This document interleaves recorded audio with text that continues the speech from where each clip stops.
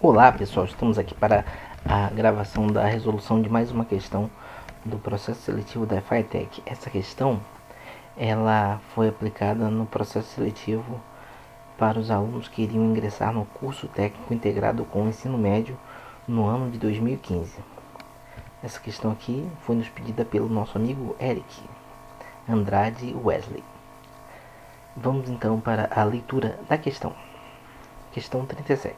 Considere a lista com os seguintes polígonos regulares convexos: pentágono, hexágono, heptágono, octógono e eneágono. Dentre os polígonos dessa lista, aqueles que possuem diagonais que passam por seu centro são.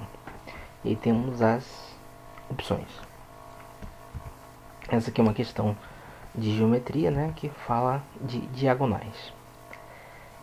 Então vamos para a resolução dessa questão. Mas antes de resolver, eu gostaria que você pensasse e tentasse responder essa questão. Coloque aqui a sua resposta na nossa enquete. Essa questão, ela é uma questão que trata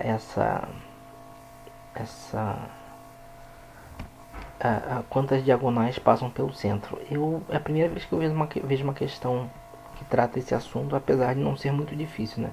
Mas é importante fazer questões, né, como o nosso amigo aí pediu, para poder você saber se você conhece o assunto ou não. É um assunto que é pouco abordado, mas é muito interessante a questão. Vamos lá, então, para destacar as informações importantes da questão. Vamos aqui primeiro, ele está falando dos polígonos regulares, né? Vamos destacar aqui os nomes, né? Pentágono, hexágono, heptágono, octógono, né? E eneágono. Vamos colocar aqui as quantidades de lados que cada um tem, certo? O pentágono tem 5, só para ficar claro, né? E aqui o desenho do nosso pentágono. O hexágono são 6 lados. Vamos desenhar aqui o hexágono, beleza? Para poder ficar uma coisa assim bem visual. O heptágono, 7 lados, né?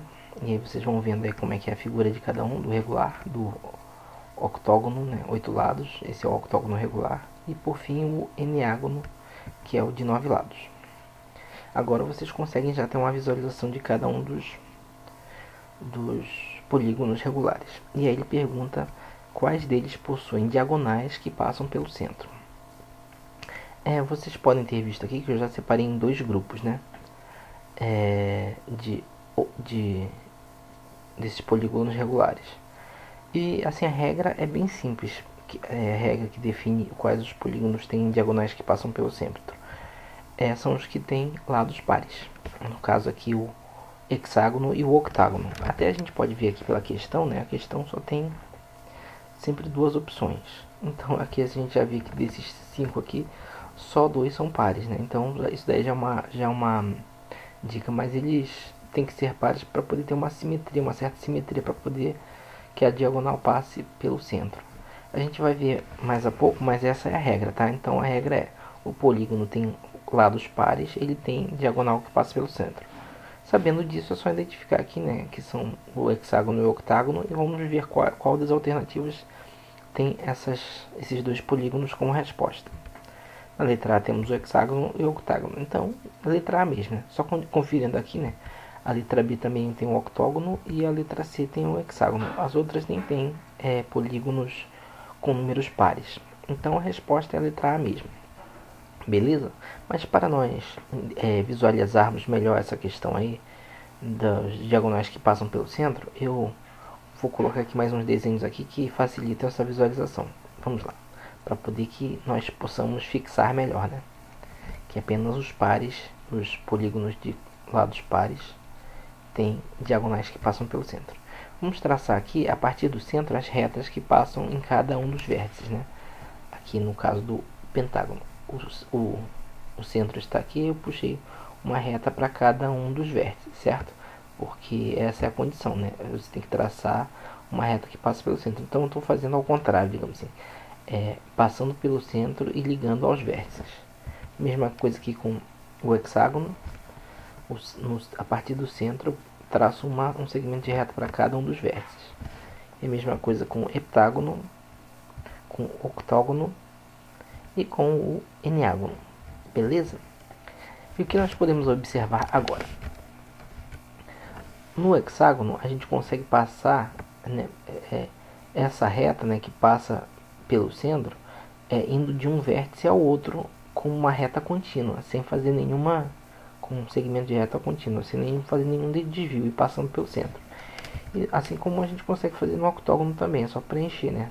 Duas desses segmentos de reta que passam pelo centro, somando dois, viram uma diagonal. Por isso que os pares que, né, a gente viu aqui graficamente que os pares que são as respostas, né, os polígonos de lados pares, né, os polígonos regulares de quantidade de lados pares, né, que são os que têm diagonal que passam pelo centro. Os que têm número de lados ímpares, acontece o seguinte: a gente pega uma reta e traça até o centro, né? Só que aqui a gente sabe que ela não vai continuar e não vai virar uma diagonal, tá vendo? Ela para aqui no centro e depois ela desvia para ir para outro vértice, né? E a diagonal é a ligação entre dois vértices, que seria isso aqui. Mas ele não consegue, né? Ela vem até aqui e se ela continuasse a bater aqui no lado, não no vértice. Para ela chegar no vértice ela tem que fazer uma curva, então já não é mais uma diagonal. A mesma coisa acontece com o heptágono, né? Você traça aqui, depois ela tem que desviar para ir para um dos vértices, então não é uma diagonal. Se ela continuasse direto, ia bater no lado. E a mesma coisa acontece com o eneágono. Ela vem até aqui e depois, se ela continuasse, ela vai bater no lado, não no vértice. Para ir para um vértice, ela teria que fazer uma curva. Então, por isso, nós vemos que apenas os polígonos de lados pares que conseguem ter essa condição, né, de ter diagonais que passam pelo centro, beleza? É uma questão interessante, né? Assim, não é muito difícil, você sabe, você chega lá e marca, né, os pares, mas se você nunca viu essa matéria, você tem que tentar elaborar um raciocínio. Na hora da prova, pode ser que você consiga, mas se você já souber previamente, é melhor ainda, né? Não é? Então, beleza. Então, confirmando aqui a resposta letra A, hexágono e octógono, beleza? Se você gostou dessa resolução, dá um curtir aí. E para finalizar o vídeo, eu quero botar aqui a estatística de mais um dos cursos da FATEC, que é de secretaria escolar. O curso de secretaria escolar é oferecido apenas no IDEPAN, lá em Campos dos Goitacazes, né? O nome da escola é Instituto de Educação Professor Aldo Muilert, né? Isso aí. Então, as notas de classificação e notas mínimas são as seguintes. As notas de classificação são essas barras aqui, as notas mínimas para entrar é a linha aqui, certo? A gente, em 2016, né, tivemos a nota de classificação como 22 e a nota mínima 20. Só que em 2017, né, que foi a última prova, na verdade é o primeiro gráfico que tem notas de 2017, foi 50 para os dois, tá? Tanto a nota mínima quanto a nota de classificação foi 50. Então dá a impressão que esse concurso aqui de 2017 foi mais concorrido, mas não foi, tá? Eu vou mostrar aqui. Assim, a média de acerto é isso aqui, é 20, na verdade não é 22 questões não, tá? É 22% de acerto. 22% ou 20% a mínima. Isso aqui dá em uma prova de 50 questões, que foi como o caso de 2016, seriam 11 questões ou 10 questões. Em 2017, a prova teve 40 questões ao todo, e 50% de acertos representaria 20 questões. Mas por que a gente teve esse aumento aqui na porcentagem de acertos, né? É porque, na verdade, o que aconteceu é que apenas uma pessoa foi classificada para a secretaria escolar nesse ano de 2017. Uma pessoa só, tá vendo? Foi a primeira classificada e foi apenas ela. Então, tanto a nota de classificação quanto a menor nota de classificação foi a mesma, né? Porque foi uma pessoa só. Ela conseguiu uma nota de 50, né? 50%, acertou 20 questões de cada, né? Aqui dá até para ver a distribuição, acertou mais de português do que de matemática. Mas esse desvio aqui representa, na verdade, de certa forma, essa crise que nós estamos passando aqui no estado do Rio de Janeiro, né? Com o sacateamento da educação pública. e tem ocorrido uma diminuição da concorrência. E no caso aqui, como não teve concorrência, teve uma pessoa só que acabou aumentando a nota de corte. Beleza? Então é isso aí, mas a meta seria 22% de acerto, ou seja, em torno de 10 questões, 11 questões, se fosse uma prova de 50 questões, ou se fosse uma prova como foi em 2017 de 40 questões, seria um pouco menos, né? Mas pode colocar como, no caso seria 8 questões, né? 8 questões, 9 questões. Mas agora, como houve essa também mudança de quantidade de questões em cada prova, né? Um ano foi 50, outro foi 40, comecei a botar em percentual de acertos para ter um valor assim mais independente de quantidade de questões. Beleza? Para finalizar aqui, gostaria de botar aqui meu endereço nas redes sociais, tanto no Twitter quanto no Instagram, é RDS Falter. Talvez eu faça algumas lives aí no Instagram com uma resolução um pouco menos formatada, né? Mas para ter uma certa interatividade. E para terminar aqui o vídeo, eu gostaria de deixar os versículos do dia. Na verdade, um versículo do dia. Eu resolvi colocar em inglês e em português para, né, também estimular vocês a estudar inglês, porque é importante.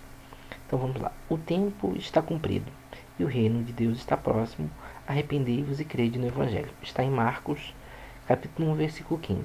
Em inglês ficaria assim: The time is fulfilled, and the kingdom of God is at hand. Repent and believe in the gospel. Aqui temos uma expressão, né? At hand quer dizer está próximo, mas na verdade seria traduzido como está à mão, né? Então você pode usar os versículos para aprender inglês, né? Porque você pode comparar, né? O tempo, né? The time. Aí você vai aprendendo as palavras, e pode também exercitar o seu inglês, beleza? Segue essa dica daí também para vocês. Beleza, pessoal? Então é isso. Até a próxima.